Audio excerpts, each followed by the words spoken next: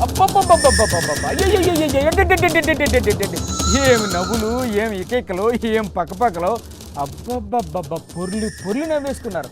పవన్ గారు, చంద్రబాబు గారు పడి పడి నవ్వేసుకున్నారు. అబ్బబ్బబ్బబ్బ చూడండి ఓ పైలట్. చూసారా ఎంత బాగా నవ్వుకుంటున్నారో. పవన్ సార్తో మాట్లాడదాం ఓ పాలి.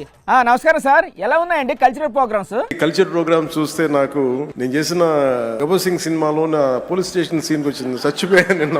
అవునండి బాబు, ఆ సినిమాలో ఆ సీన్ చూసి జనాలు బాగా ఎంజాయ్ చేశారు. ఇన్ని దశాబ్దాలుగా ముఖ్యమంత్రి గారిని మన నారా చంద్రబాబు నాయుడు గారిని చూస్తున్నప్పుడు ఎప్పుడు ఆయన ముఖం ఇంత నవ్వుగా నేను నా జీవితంలో మనం ఎవరూ చూడలేదు. ఎందుకు ఆయన ఈ మధ్య బాగా నవ్వుతున్నారు సార్. అలాంటి బలమైన నాయకుడికి మీరు నవ్వు కలిగించినందుకు మనస్ఫూర్తిగా మీకు చేతులెత్తి నమస్కరిస్తాను. అన్నట్టు స్కిట్లు ఎలా ఉన్నాయి సార్? ఎంత ఆనందాన్ని ఇచ్చిందంటే నేను మర్చిపోయాను. నేను అవునవును, ఎన్నికల ముందు ఇచ్చిన హామీలు కూడా మర్చిపోయారుగా. అసలు అంటే నేను ఇంటికి వెళ్ళి కూడా కొన్ని రోజులు నవ్వుకునే పరిస్థితి ఉంది నాకు. జనం కూడా బాగా నవ్వుకుంటున్నారు సార్.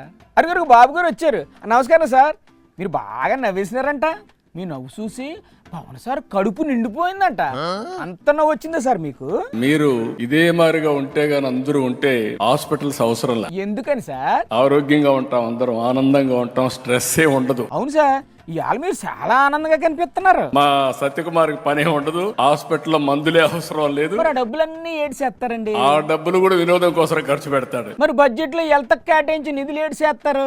అవసరమైతే హెల్త్ బడ్జెట్ కట్ చేసి ఎంటర్టైన్మెంట్ బడ్జెట్ సరిపోతుందంటారా?